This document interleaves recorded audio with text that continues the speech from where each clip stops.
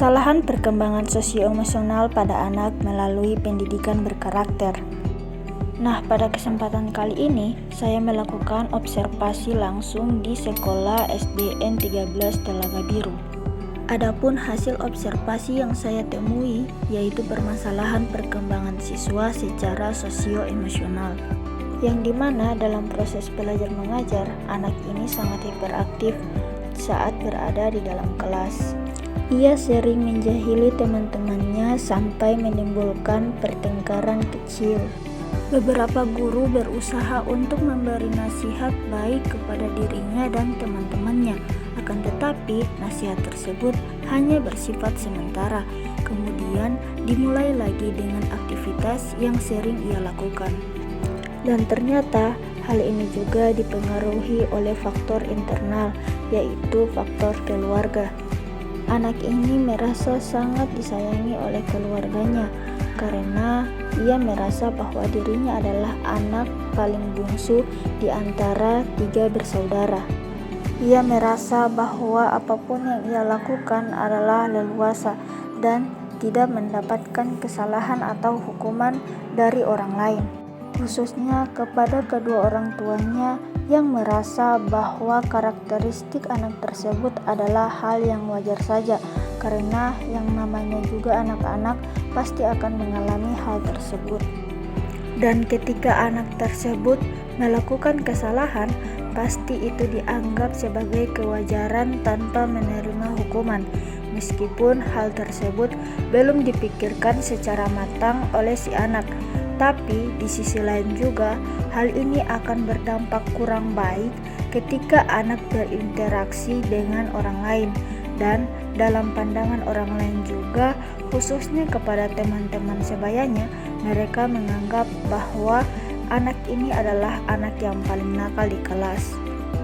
Dan itu yang menjadi salah satu faktor utama yang menjadi permasalahan dalam perkembangan sosioemosional anak, khususnya di sekolah SDN 13 Telaga Biru.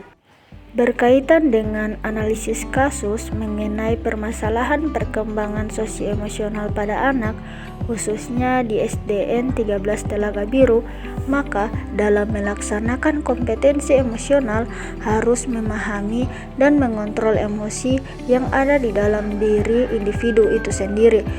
Adapun untuk mencapai tujuan yang diharapkan, sedangkan dalam kompetensi sosial adalah pembentukan karakteristik yang melibatkan individu agar dapat berperilaku dengan baik dan mendapat timbal balik yang baik juga dari orang lain. Oleh karena itu, dalam mengatasi salah satu hambatan yang terjadi, maka harus dilakukan secara transparan agar tidak berdampak buruk bagi diri sendiri dan juga orang lain.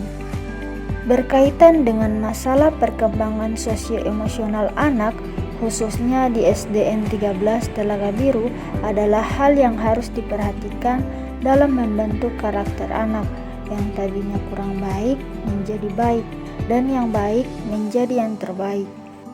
Adapun alternatif solusinya yaitu saya mengambil pendapat dari Erikson melalui perkembangan sosioemosional pada anak secara psikososial, khususnya di sekolah dasar, yaitu inisiatif Ashfield.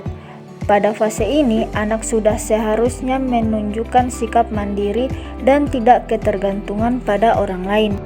Dari pengertian tersebut, saya dapat mengambil kesimpulan bahwa 2 faktor utama yang dapat mengatasi masalah perkembangan sosioemosional, yaitu faktor internal dan faktor eksternal. Di mana faktor internal adalah peran orang tua dalam membantu anaknya untuk bisa mengelola perkembangan sosioemosionalnya sejak dini, agar tidak berdampak buruk di masa yang akan datang.